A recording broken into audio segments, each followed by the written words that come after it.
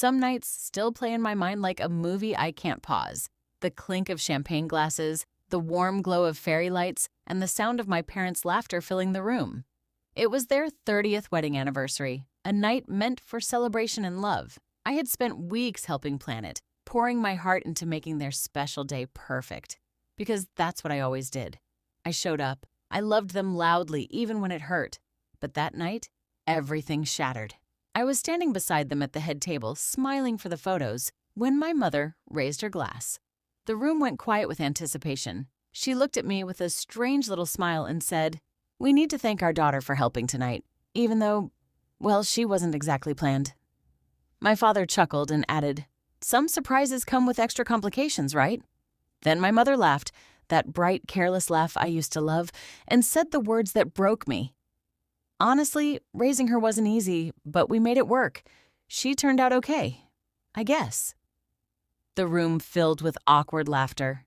My sister joined in. Relatives whispered, and I just stood there, frozen, feeling my heart crack open in front of everyone who mattered to me. In that moment, I realized something devastating. I had spent my entire life trying to earn a love that was never truly mine. I smiled through the rest of the speeches. I helped clear plates. I hugged guests goodbye like nothing had happened. But inside, something had already changed. What none of them knew as I drove home that night was that this would be the last time I would ever walk through their door. This would be the last time they would see me as their daughter. Because sometimes the deepest cut isn't loud. It's quiet. It's final. And it's the only way to save yourself. The days after the anniversary felt like drowning in slow motion. Every time I closed my eyes, I heard their laughter. I saw the pitying looks from aunts and uncles. I felt the weight of 30 years of trying to prove I belonged. I had always been the good daughter, the one who called every week, the one who remembered birthdays and anniversaries, the one who forgave the little digs and backhanded compliments because that's just how they are.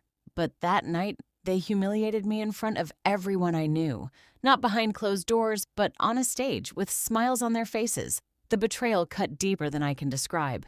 These were the people who were supposed to make me feel safe. Instead, they made me feel like an unwanted guest in my own family. Nights blurred together as I sat in my apartment replaying every childhood memory, the times I was compared to my sister, the subtle ways they made me feel like I was never enough. I barely slept.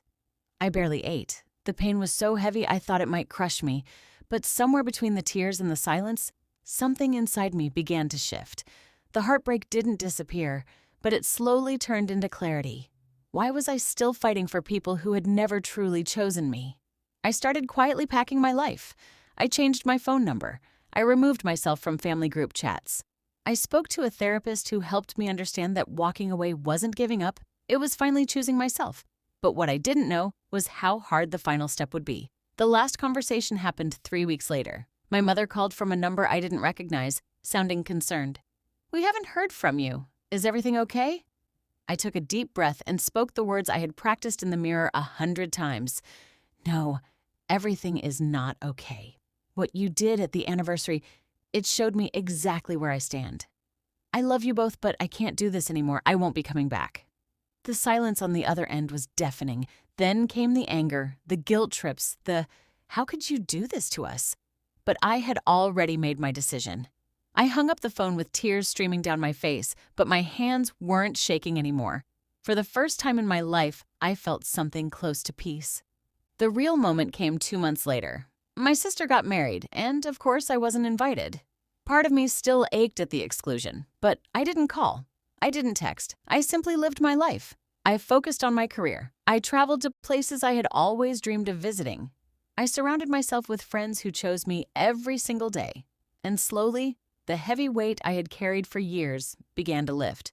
My parents tried reaching out, messages, letters, even showing up at my old apartment, but I'd already moved. I had drawn a line in the sand, and I refused to cross it again. Their humiliation had been public. My goodbye was private and permanent. The revenge wasn't loud or cruel. It was simple. I took back my peace. I stopped performing for love I would never receive, and in doing so, I finally became free. Months later, I heard through a mutual friend that my absence had changed things in their house. The laughter wasn't as loud anymore. The parties felt different.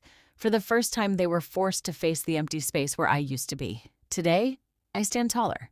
Not because I wanted to hurt them, but because I finally chose to stop hurting myself. If you're watching this and you've ever felt humiliated by the people who are supposed to love you most, I want you to hear me clearly. You do not have to stay where you are not valued. Walking away is not weakness. It is one of the strongest acts of self-love there is. Some family is blood. Some family is choice. And sometimes the greatest revenge is building a beautiful life far away from those who tried to break you. I left for good that night, and I've never looked back. Thank you for listening to my story. If it touched your heart, share it with someone who needs to know they're allowed to choose themselves. You deserve peace. You deserve love that doesn't make you beg for it. And you are always enough, exactly as you are.